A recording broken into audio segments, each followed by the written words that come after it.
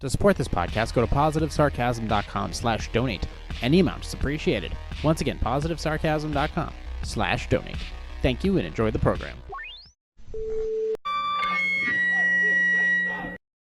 Jay here, positivesarcasm.com, recorded here from the Spare Parts Studio alongside New Hampshire's beautiful seacoast. Like, subscribe, share, donate. Positivesarcasm.com/donate. Any amount is appreciated. If you have questions, concerns, or comments, hit me up on my website, positivesarcasm.com, in the contact section, or you can email me directly, positivesarcasm@outlook.com. Shout out to all my fitness competitors who are in need of posing music. Good luck to Michael Patsaros on his next adventure and his next show. He's recovering from a significant injury or surgery that he had, and I wish him well on his next show. Apparently, he's put on 12 pounds. Atta boy, what are you taking?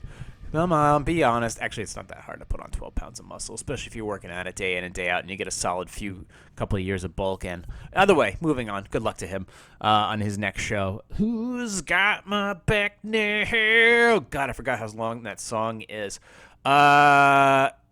Two things. Before we get to this week's dig.com Q&A, which I'm sure is going to be full of all kinds of shenanigans, I still got to freaking get that award I won from that show up on the wall here. But, I mean, I'm already packing this place up and getting ready to get out of here. And it's not even like April, May yet when I'm supposed to be gone from this place. This is the final season of this Spare Parts Studio. Where are we going to land? Well, we're working on getting towards New Hampshire's even closer to New Hampshire's beautiful seacoast, back to the other side of the highway. So we're working on that. But this is indeed the last time I'm going to be stepping foot in this stupid town. That's for damn sure. Second cup of coffee in. So there's a couple things here. Had to go clothes shopping again this week. But, I spent $5. I got a pair of pants and a really nice sport jacket. But the reason I decided to go clothes shopping again is because I was taking a picture of my best boy there over at Crescent Lake in Wolfboro. I was going up for the fair, and I was giving my winter car a nice little test run to make sure it was a good purchase, which indeed it was. The thing rides like a dream. Where was I? Oh, right. So I was I was squatting down because, my squat form is terrible, to take a picture of him in front of Crescent Lake, which you could go find if you want to go find Chasey Wasey. He's on Instagram. Go ahead and find him. I think it's like Chase Michael, Case_Michael. And I went to kneel down and take a photo of him. And as soon as I did, it literally, from lower back all the way to gooch, just rip. The pants were gone. I mean, not a matter of a little sewing here and there. Maybe it's good to go. No. Man, I split the atom. And I was like, all right, you know what? We're done here. I'm going to go find myself another pair. And I did. I found a beautiful pair, slim fitting. I think these are going to be a lot better for me when it's the summertime and I've cut down my weight to in the early 170s. But they should be fine for now. That, and I found myself a beautiful sport coat. But this was the first time financially, I actually drove to the fair, the sandwich fair. It happens every year. I drove to the fair, by my, with my own. I didn't ride along with anybody. I drove there. I had cash. I paid for everything. And this is the first time at a fair I've actually had sausage, peppers, and onions without freaking about whether or not my bank account could handle it. It's a great feeling to have. Just the cash was there. It's a really satisfying feeling knowing that you can pay for stuff and you don't freak out about it. It really was satisfying. And speaking of that note, you guys really need, if you have debt, pay it off now. I'm not kidding. Figure it out. If you have questions, I could possibly help you and get you in line with your budget. But if you have debt, pay it off now. If you have unnecessary revolving bills like a Netflix bill or whatever, you need to cut that stuff out now. You need to cut that out of your life. If you're not investing, you need to start investing now. You need to make sure that you have assets, because over the next year and a half, it's possibly going to be a wild ride, and you need to be prepared. It's not like stocking up on goods. You need to stock up on assets, because there is no telling what kind of inflation is going to come down the pike. And I'm pretty sure whomever the next president is going to be, that's not going to save you. So individually, you need to make the decision to start stocking up on assets now, whether they be stock, whether it be real estate, whether it be mineral-based assets like gold or silver. You need to do that, and you need to do it now.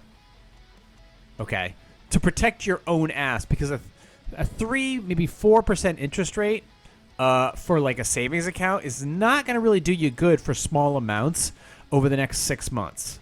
Or over the next year and a half. If you're just looking to save right now so you could spend it on maybe a down payment or a house, that's one thing. But if it's going to sit in there for a long period of time, invest now. Get your hands on some stuff and hang on to it. You're going to need it because a lot of people are going to get left behind, and I don't want you to be one of them. Remember, as interest rates go down and the demand is still there, then prices are going to go up. So you need to keep that in mind. But if you have further questions on that, I'd be glad to help you out. But I'm not gonna sit here and just warn you. I want to, I've said it plenty of times, okay? And you're talking to a person who has no debt, no debt whatsoever, okay? I have 2 cars, no car payments. All right, I'm rebuilding 2 retirement accounts right now, not 1 but 2. Rebuilding 2 retirement accounts. All right, I have some of the lowest rent by New Hampshire seacoast. I have a lot of other. I have plenty of stuff. I have a cheap wardrobe. I have a cell phone bill that is $20 a month. All right, so my revolving debt is going down. The only thing I'm adding on is a solid gym membership. All right, I have supplemental income that I use, whether it be through stock dividends or whether it be through doing audio or video work for customers. I have a lot of things going for me where I can, on a dime, crank things up and start making money on the side. So, in my goal, obviously, I pulled out all of my stock portfolio because I want to have actual cash available to me in the next 6 to 8 months. So I can decide where I'm going to put that money. If it's going to be towards a house or it's going to be for another apartment or something, or whatever. But I want to have immediate cash available to me at a moment's notice. So thankfully, and I don't have any. I always hear that people people are living paycheck to paycheck, or they can't afford a $500 to $1,000 emergency. Well, the paycheck to paycheck, everybody lives paycheck to paycheck. It's what you do with that paycheck after you're done with it, whether it be $2, $5, or $10. You can afford to do something with $2 and $5. You really can. I understand people don't have the $10 to spare, the $20 to spare, even though I kind of think you do. But $2 and $5, you can do a lot over 3 to 6 months to 1 year if you just keep every single week or every biweekly. A lot of people get paid biweekly. There are places to put that. I understand it is harder. It is more expensive. All right, things are becoming harder to achieve. But if you plan and you stick to that plan, you stay disciplined about that investment plan, you can win. All right, there is no excuses. Yes, things are harder. Things will always be harder. Doesn't mean they're not achievable. You just need to set aside a plan. You got this, and this. You'll find it easier to achieve that plan if you have a 2-year plan, a 1-year plan, a 3-year plan, a 5-year plan. You can accomplish a lot within those amounts of time. You want to pay off your debt in 1 year? It's possible. You want to own a home in 3 to 5 years? It's possible. In a place that you want to live in? Do you want to have a stock portfolio in 6 months to 1 year? You can have that. Do you want to own a piece of land or real estate somewhere in the next 2 years? You can do that. All right. There are things that you can do if you just set aside a little bit of this, that, or the other thing, and it will gradually, over time, work in your favor. So, that being said, I do want to switch over from yapping, running my mouth about random bullshit to dig.com Q&A. I'm a little tired today, a little wiped out. But the weather's changing up here, so it just officially got cold up here by New Hampshire's beautiful seacoast. It's gotten a little windy, and the temperatures dropped from its nice calm 70, 75 degrees, and now we're in the 50s and 60s. It's probably going to be a cold-ass winter, but thank God, don't worry. I'm going to have a storage space for my Mustang. I have an all-wheel drive SUV. Oh, don't worry. We're going to be just fine. At least I believe so. Anyways, let's go ahead and turn on the secondary unit. Let's get some Q&A going. If you have questions, concerns, or comments, hit me up on my website, positivesarcasm.com. Let's just get right through it. Not everything has to be 30 minutes. We can bang this out in a little bit. with a few extra minutes to spare here. Was that the one I'm looking for? Here we go. For entertainment purposes only. All right, here we go. Before I fall asleep here. Okay. I live in a murder house. Well, all right then.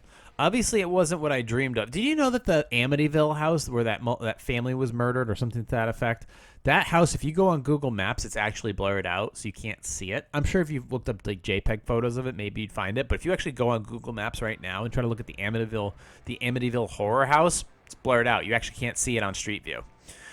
I live in a murder house. Obviously, it wasn't what I dreamed of or for my future home, but it was for a good price for what I got, and I'm not a superstitious man. Okay, makes sense. I've been here for 5 years now, and I've had no sign of ghosts. My dog sometimes stares at nothing. All dogs do that, bro. But he's old and was never that bright. All right, understandable. The problem is I just found out that my girlfriend has planned to have a Halloween party at the house themed around the murder. She sold tickets to her friends. Apparently, she plans to set up a seance. I tried to talk to her about this, and she says she doesn't know why I care. When I don't believe in ghosts, she does, and I won't even be there anyhow since I'll be away for work. I think she wasn't even planning on telling me about it. This is in such bad taste that I don't understand how she can't see it. No one will be happy about this. People on my street remember the woman who used to live in the house. Her family still lives in town. I strongly suspect my girlfriend is going to be the villain of the week on social media if this goes ahead. Also, while I don't believe in spirits, it was a real person who died.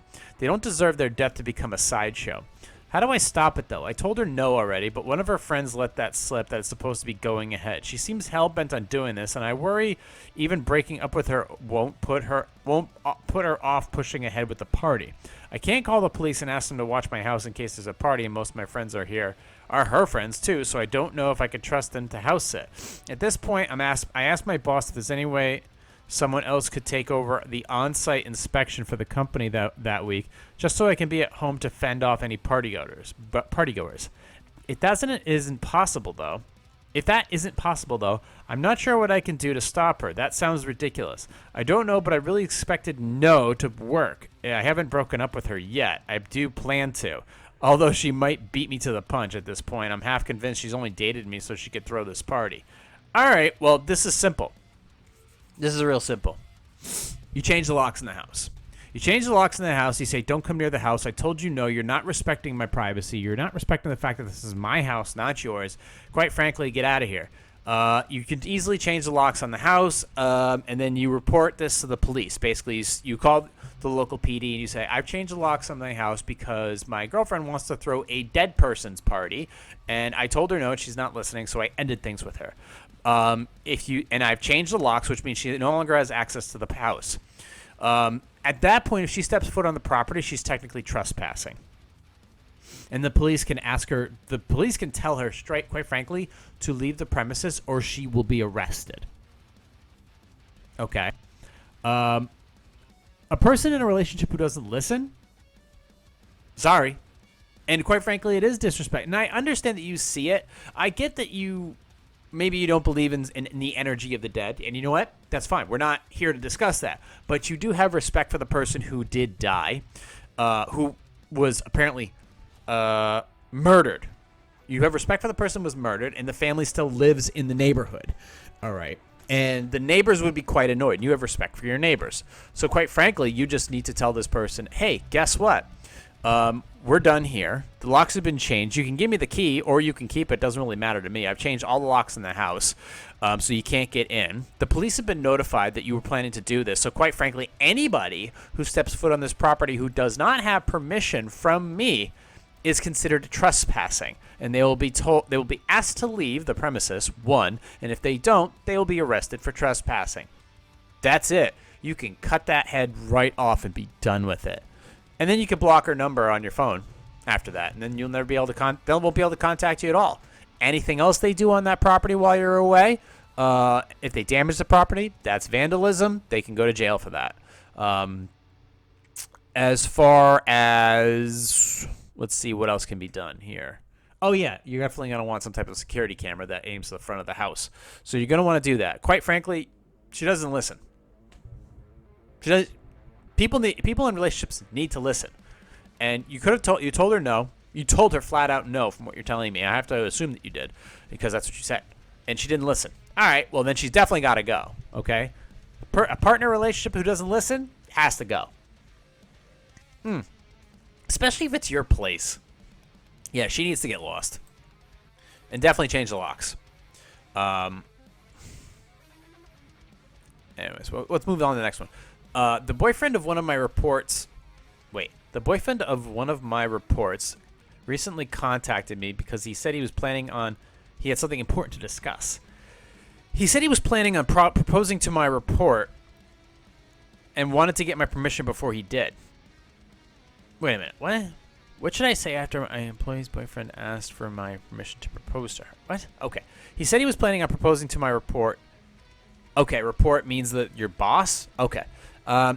Before he did. He wanted to get my permission before he did. I have no idea why he would ask me, and he explained that his girlfriend was raised by her mother, and after her father divorced her, when she was pregnant, and her mother only had help from her unmarried sisters and widowed mother, and said, I'm the closest thing she has to a father figure. My report and I have manager-employee relationship, but that's as far as it goes. We weren't involved with each other's personal lives to the point where I didn't even know she was raised by her only mother and no involvement from her father. I can't recall a time where I've even spoken outside of work, and we have never been alone in the same room outside the building we work in. I certainly care about my report as much as I do everyone I work with, but I have no feeling beyond that. I know she has lived with her boyfriend for a while, and she has brought him to company picnics and Christmas parties before. He even showed me texts where they discuss getting married in the future, and she mentions me being like a father to her and saying my blessing would be great. But to me, it feels awkward and weird since I hardly know either one of them. My report has never told me she considers me like a father or even attempted to have a relationship with me besides a professional manager-employee one. Well, that's understandable. I want to gently let them down. How should I handle this, especially without making the situation more awkward than it already is, especially since the proposal is meant to be a surprise and I don't want to ruin it? Well, ultimately, it's not your place to get involved. Obviously, you don't have to let them. You weren't invited. You never. I guess you could say, hey, this was brought up to me. I don't know you that well, but he seems like a great guy. I mean, you don't need my blessing. But ultimately, I do support you. It's not about letting them down. It's like, I don't know you outside of work. I didn't know this stuff about you, and I never knew that you considered me, you looked at me in this way. I'm flattered. Ultimately, I keep things very professional when I'm at work, but, he seems like a great person. And if this is what you guys, if this is what you're going to do, I mean, I support it. Obviously everybody deserves to be happy in life. You don't have to be like, I'm not getting involved and stuff like that. It's like, you can still be supportive as a person, as a boss, or as an underling. It doesn't matter. You can still be kind about it. These are simple things to do. So it's not like you're getting involved. He's just asking that, he was planning on proposing to this person, and he wanted to get your permission. It's like, you don't need my permission, but I support your wanting to do this. That's all. It doesn't have to be a blessing or permission. It's just like, you want to do this. Go ahead. Absolutely. I mean, get on with it, bro. But your report, the cool thing is here's what a good takeaway. Your report respects you. And that's a great thing. That's a great thing. So you should be definitely flattered. You should support them, wish them, all the best. But ultimately, your blessing isn't needed. But your support, saying that, hey, I support you. I respect your decision. I think it's great. I hope it's awesome. Cool. I appreciate you thinking of me in such a way. It's not really necessary or needed, but you just support them. You should always support your reports or coworkers to do good things. It doesn't have to be, suit and tie all the time. Anyways, let's move on to the next one. We got 19 minutes. We can do a couple more. In her will, my grandmother divided her estate equally among my mother and her 4 adult grandchildren. but there was a separate bequest of $13,000 to my mother, before the calculation of anyone else's share, to help my younger sister with her IVF treatments. That means that most of us are about $3,000 worse off because of this bequest that none of us knew about. Is it reasonable to expect my sister to reimburse us for this sweetheart deal? No. That we were not a part of. When I asked my mother and sister gently for an explanation, I got the runaround and felt that I was attacked for being confrontational. They think I should be more sensitive to my sister's fertility issues, but I can't help feeling getting ripped off. No, look, knock it off. $3,000? Really? You're going to start a rift with the family because of $3,000? $3,000? Get the fuck out of here. Honestly, when my father passed away, I got what I wanted. I got his ring. That's all I asked for. I just was like, I'll take the ring, everything. My mother sent me all the photos, which was cool. But honestly, I didn't ask for nothing out of it because I don't think I put enough effort into handling the situation. Ultimately, I think it was just, my sister took care of all of it. I feel like whatever goes her way is well deserved. Honestly, if whatever happens with the family house in South Carolina, I don't give a shit. I don't. If something comes in my way, great. But ultimately, if it all goes to my sister, I'm not going to bitch about it. I'm not going to feel like I'm not going to get all pissy. It's like $3,000. I don't care if it's $30,000. Yeah, I get it. Times could be tough and maybe money's needed, but ultimately, you're getting $13,000. Do something with it. If something happens and all of a sudden there's this house and it gets sold and most or not all the money goes to my sister, I'm not going to complain one bit. I'm not. Even if I did more effort than her or any amount of effort that's deserving of any amount of money, I'm not going to I don't care because quite frankly it's not worth causing a rift with my sister or her children or with my mother or anything like that. Because of money? I got money. I don't need hers. I don't need to start a rift over that cash. It's a waste of my time. It's a waste of time. It's a waste of valued relationships, and it's not something you should be bitching about when it's $3,000. Forget it. Just knock it off. Be a fucking adult. Somebody has a problem with their IVF treatments, and you know what? And an extra few grand to help them with that. You know what? You can go without it and stop complaining. Let's do one more. Good Lord. $3,000. The fuck out of here. I need help in knowing how I should have responded to a cashier that I believe overstepped. I'm currently about 15 months postpartum with my second child, and I'm fortunate enough to still be breastfeeding. Okay. Breastfeeding plays a role in how and when a menstrual cycle comes back. I didn't know that. My husband and I are not looking to have a third child. As such, we use protection. However, my cycle still isn't regular, and I was concerned something failed as I was about 8 days late. I stopped to pick up a pregnancy test to confirm the negative. At checkout, the cashier congratulated. I bit back my initial colorful response. I was honest and told her I'm hoping it's negative as I'm not ready to have a third C-section at age 42. She then said that I should enjoy any life I create and any baby is a blessing. I just nodded, paid, and left. While I don't disagree, I would have been happy if it was positive, but also a little flustered because it means we 100% need a bigger house in a place where housing is still really stupid high. What? I shared a bunk bed with my brother. Get over it. I really felt like she was being intrusive and nosy. What would have been the proper response in this situation without being rude? Have you ever been to a market basket? They freaking talk about everything. That's really uncomfortable. Ultimately, if you don't want somebody knowing, yeah, I get it. Just scan the shit, lady, and let's get on with this. I don't want to be. You can always use self-checkout. Or order it online. You can do one of those two things. Ordering it online, it'll be here in like a day or a week at the latest, or you can just use self-checkout.